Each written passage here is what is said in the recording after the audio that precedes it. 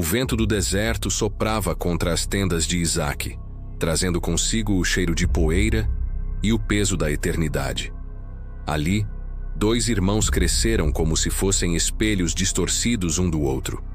Jacó, silencioso, apegado às promessas, e Esaú, caçador destemido, filho das florestas e dos campos abertos. O primeiro, de olhos voltados para o invisível. O segundo, de mãos manchadas pelo suor da caça e pelo desejo do imediato. Esaú nascera primeiro, e com ele vinha a primogenitura, não apenas o direito às bênçãos materiais, mas o chamado sagrado de carregar a linhagem do pacto feito com Abraão, o elo com o Deus que jurara dar terra, posteridade e redenção. Ser primogênito não era apenas herdar tendas e rebanhos, mas também o peso da eternidade. No entanto, esse tesouro invisível nunca foi guardado no coração do caçador. O que não se via, o que não brilhava diante dos olhos, parecia-lhe frágil, distante e desnecessário. Um dia, o momento chegou, como se o céu tivesse preparado a prova que revelaria o íntimo de Esaú. Ele voltou exausto do campo, o corpo queimado pelo sol, as mãos vazias da caça. A fome queimava em suas entranhas, e os olhos buscavam apenas alívio imediato. Ao entrar na tenda, viu Jacó curvado sobre uma panela fumegante, o cheiro de lentilhas vermelhas subindo como incenso profano. Esaú, homem das pressas, não suportou esperar. Pediu o prato como quem pede salvação. Jacó, sagaz, conhecia o irmão e sabia que o que estava prestes a acontecer não seria apenas uma barganha doméstica, mas um ato que atravessaria os séculos. Vende-me hoje a tua primogenitura. Palavras simples, mas carregadas de eternidade. Esaú, movido pela urgência da carne, respondeu com o desprezo que selaria seu destino. De que me serve a primogenitura, se estou a ponto de morrer? Naquele instante, o invisível foi trocado pelo visível. A promessa eterna foi jogada ao chão em troca de um sopro de prazer imediato. Esaú não apenas comeu um prato de lentilhas, ele o devorou como quem rasga o próprio pacto com Deus. Seus lábios tocaram o caldo vermelho e sua alma foi marcada para sempre. O narrador das Escrituras não silencia. Assim, Esaú desprezou a sua primogenitura. Palavras que caem como martelo sobre sua memória, revelando não apenas uma escolha passageira, mas a marca de um coração incapaz de valorizar o que é eterno. Essa decisão não terminou na fome saciada, mas abriu uma ferida que se tornaria irreversível. Esaú tornou-se símbolo da pressa, da carne, do homem que troca o divino pelo imediato, o eterno pelo efêmero. Sua marca não era apenas de erro, mas de desprezo. Ele não apenas caiu, ele zombou da herança que poderia torná-lo coluna da promessa. A marca de Esaú começou naquele prato de lentilhas, e desde então, sua sombra paira sobre todos os que, como ele, preferem o sabor momentâneo ao banquete eterno. O prato de lentilhas já havia desaparecido, mas o eco de sua escolha permaneceu como uma ferida aberta. Esaú seguia vivendo, caçando, casando-se, construindo sua vida, mas algo invisível já o havia marcado. Ele ria alto, corria livre, mas sua alma carregava o peso do que fora entregue. O pacto que deveria ser sua herança havia escapado de suas mãos. E embora parecesse que pouco lhe importava, o tempo viria a revelar que a perda era maior do que qualquer fome passageira. Isaque, já velho, com os olhos obscurecidos pela cegueira, chamou Esaú em segredo. Queria abençoá-lo antes de morrer. Cumprir o ato solene de transmitir a bênção patriarcal, que selava no filho primogênito não apenas riqueza, mas o direito de ser portador do pacto divino. Esaú, ansioso, correu ao campo para caçar e preparar a refeição que agradaria ao pai. Em sua mente, ainda havia a esperança de que a primogenitura, embora desprezada, pudesse ser reconquistada pela bênção. Mas o invisível já havia decidido. Jacó, instruído por Rebeca, entrou no lugar do irmão. Cobriu-se com peles de cabra apresentou o prato e recebeu do pai o peso da bênção. A voz hesitante de Isaque, a desconfiança inicial, tudo se dissolveu diante da determinação de Jacó. E assim, o céu confirmou a troca. O pacto que deveria ser de Esaú foi selado sobre o irmão que valorizava o invisível. Quando Esaú retornou, trazendo sua caça, encontrou apenas o eco de uma bênção já pronunciada. Ao ouvir que Jacó havia se adiantado e recebido tudo, sua alma explodiu em gritos que atravessaram as tendas.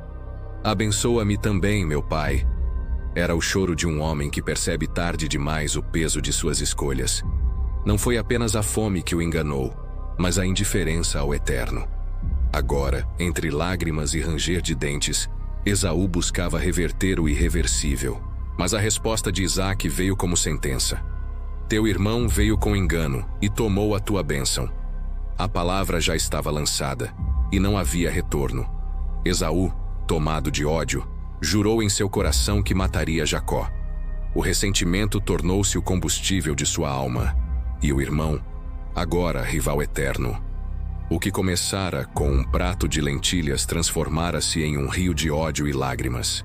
O autor da carta aos Hebreus recorda essa cena com um aviso terrível.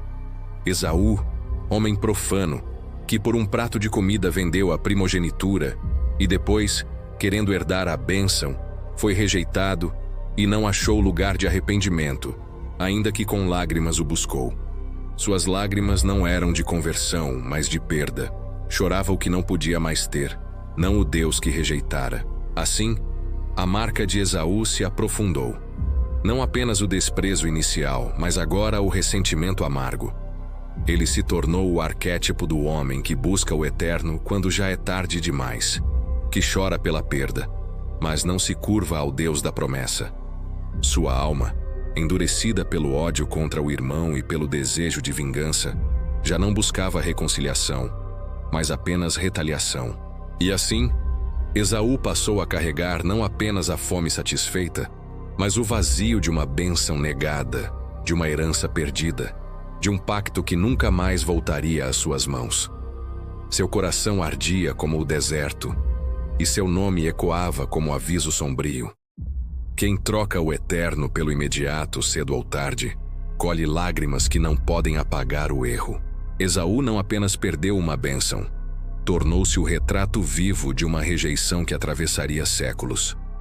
Seu ódio contra Jacó o levou a fundar uma descendência marcada pelo rancor.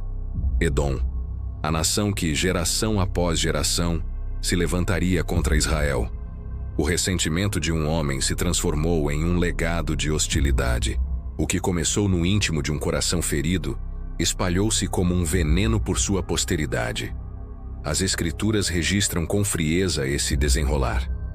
Edom se recusou a permitir que Israel passasse por suas terras no deserto. Levantou-se com espada contra o povo de Deus. E mais tarde, alegrou-se diante da queda de Jerusalém. O profeta Obadias ergueu sua voz contra os descendentes de Esaú, declarando que sua arrogância e violência seriam julgadas pelo próprio Senhor. Assim, a troca de Esaú não apenas o marcou, mas se tornou uma sombra coletiva, um destino carregado por seus filhos.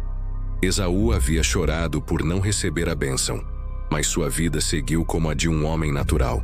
Ele prosperou, formou rebanhos, construiu uma linhagem forte, mas jamais voltou ao lugar da promessa. O que para os olhos parecia sucesso, aos olhos do Eterno era vazio. Ele se tornara um símbolo do homem que troca o invisível pelo imediato, que sacrifica a eternidade em nome da sobrevivência presente. A carta aos Romanos ecoa esse veredito com palavras que soam como martelo sobre pedra. Amei Jacó, mas rejeitei Esaú. Não foi apenas uma escolha arbitrária, mas a revelação de um coração que desprezou o eterno. Esaú se tornou para sempre o exemplo de quem caminha pelo apetite, pelo impulso, pela carne, e acaba rejeitado no conselho divino. Seu nome ficou gravado como aviso. A graça não é para ser vendida. A promessa não é para ser trocada. A bênção não é para ser tratada como algo comum. E aqui reside o peso teológico da sua marca. Esaú chora, mas não encontra lugar de arrependimento. Ele deseja o que perdeu, mas não deseja aquele que dá. Ele lamenta a consequência, mas não o pecado. Suas lágrimas são como água que escorre sobre areia seca.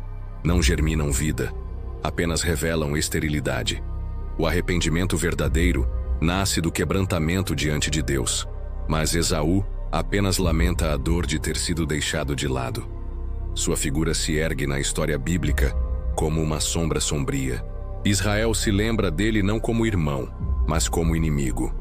Os profetas pronunciam juízo contra seus descendentes, e os apóstolos o utilizam como exemplo do que não deve ser feito.